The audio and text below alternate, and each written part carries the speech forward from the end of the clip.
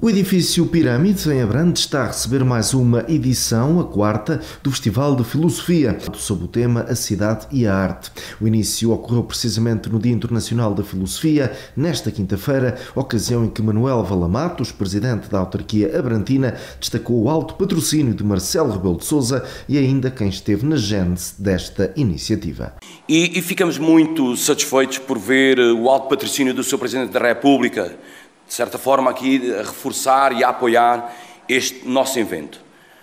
Gostaria de dizer que este Festival de Filosofia começou, sobretudo, por força, por empenho de 3 professores da nossa comunidade, que formam o Clube de Filosofia na nossa de Abrantes, e que é o professor Nelson de Carvalho, o professor Jana, o professor Mário Pissarra. Portanto, e são 3 pessoas importantes, são 3 homens da nossa comunidade, são 3 professores das nossas escolas, ao longo de muitos anos e muito conhecidos sobre estas temáticas da filosofia. E gostaríamos muito de poder continuar a contar com eles, no seu apoio, com a sua inteligência, com as suas capacidades, continuar a contar com eles de forma mais direta ou menos direta, mas continuar a contar com o apoio e agradecer, obviamente, terem lançado este desafio para a nossa comunidade.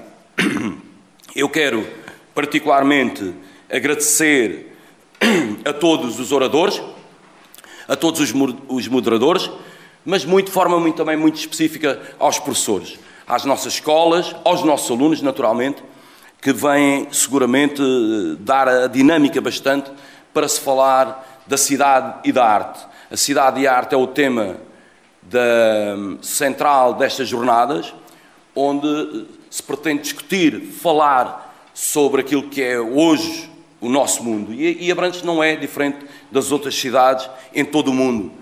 Será diferente pela sua especificidade, mas os temas centrais, sobretudo as questões da humanidade e outras questões relacionadas com os nossos tempos, não seremos muito diferentes de todos. Por isso, temos a possibilidade de ver agora aqui nestes 3 dias, hoje, amanhã e sábado, de forma intensa e de acordo com o programa que temos, que é extremamente vasto, como são conhecedores, poderemos e desejamos que possamos aqui todos pensar a cidade, neste caso nosso particular, e eu que defendo muito a democratização do território, pensar não apenas a cidade, mas o concelho, a comunidade, pensarmos todos juntos e podermos em voz alta manifestar aquilo que cada um pensa sobre estas temáticas. São seguramente também estas sessões e este ambiente e estes ambientes que nos ajudam a pensar o futuro.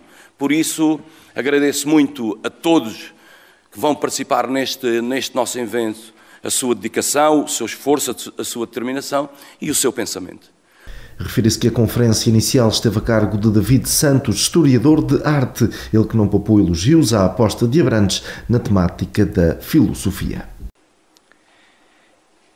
Em meados do século XIX, Victor Hugo referia-se ao Museu do Louvre como a Meca da inteligência.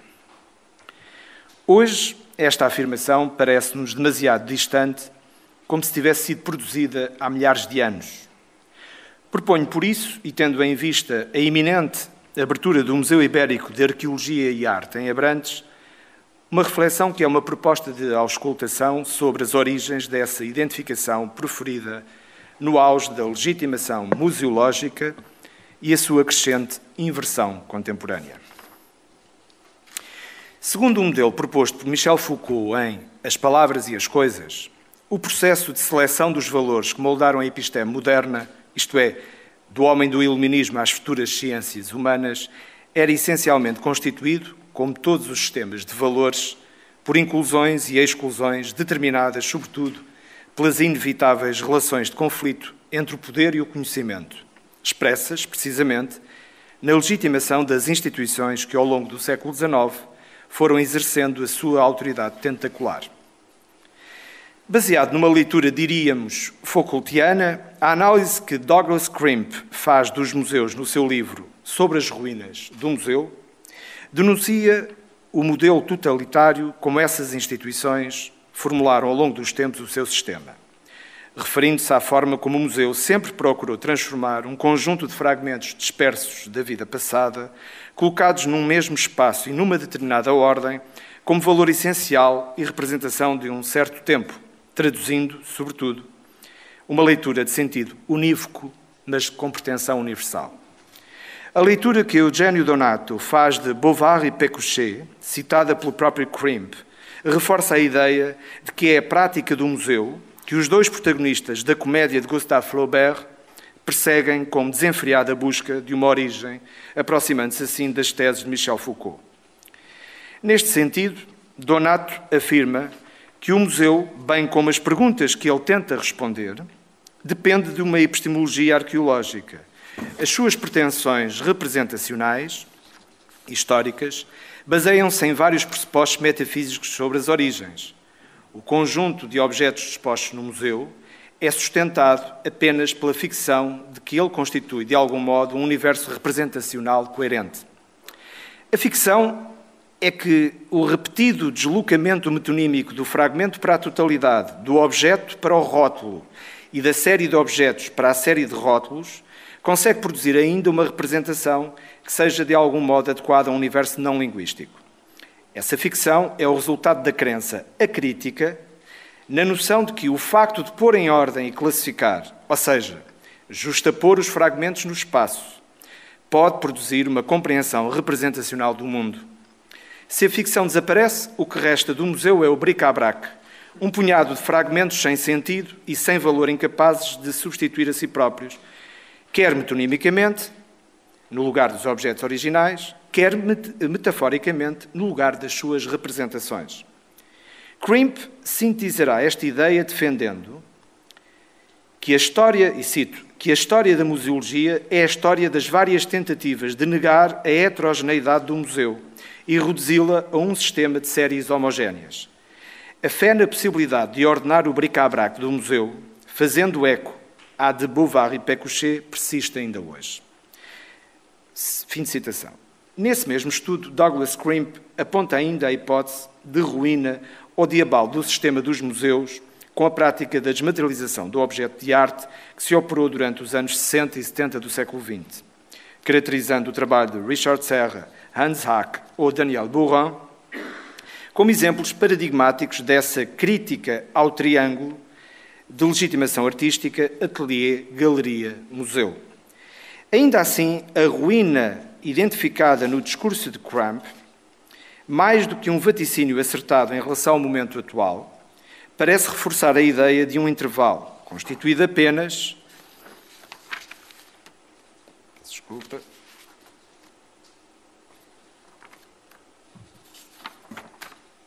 Constituído apenas como pausa autorizada pela ação legitimadora dos museus de arte moderna e contemporânea. No que se refere às artes plásticas, o conceito de museu desenvolveu-se necessariamente a partir das coleções da Igreja, da realeza, da aristocracia e pouco depois da burguesia, isto é, do hábito de decorar igrejas, bem como os seus palácios e casas com inúmeras obras de arte, símbolo ao mesmo tempo do poder, da excelência do espírito e da cultura da sua condição social. Quando as galerias reais do Louvre e Versalhes foram ocupadas pela Revolução Francesa, a riqueza estética e artística dessas coleções tomou uma dimensão pública antes desconhecida, apesar das experiências britânicas de abertura pública, mas bastante condicionada, sobretudo a estudantes e cientistas dos espaços museológicos britânicos. Ora, essa nova dimensão pública, antes desconhecida, estava imbuída no espírito do progresso humano que a cultura iluminista deixara como herança. Daqui parte, na verdade, todo o poder dos museus e dos seus sistemas universais de produção de sentido sobre a humanidade e os seus valores. Ao longo do século XIX, o museu irá assumir uma quase inquestionável aura de legitimação social em torno dos saberes, como espécie de guardião máximo desses tesouros exemplares a preservar, portanto. Mas, por outro lado, o gosto pela preservação do saber e das heranças definidas como positivas em relação ao passado confunde-se nesta altura com o espírito de aventura individual e romântica que as viagens e o sentido poético das ruínas antigas projetavam ao mesmo tempo sobre os conceitos de cultura e saber científicos. Nos desenhos e gravuras de Giovanni Battista Piranesi ou nas pinturas de Hubert Robert, a nostalgia do passado mistura-se com a tomada de consciência sobre o tempo moderno e o valor da humanidade. É a dimensão da temporalidade que envolve, inquieta e domina o ser humano no século XIX. Por isso, ele procura no passado uma leitura e compreensão de si mesmo, nele buscando a essência e o sentido da vida, entendida assim enquanto ato de responsabilidade com decisivos reflexos no futuro.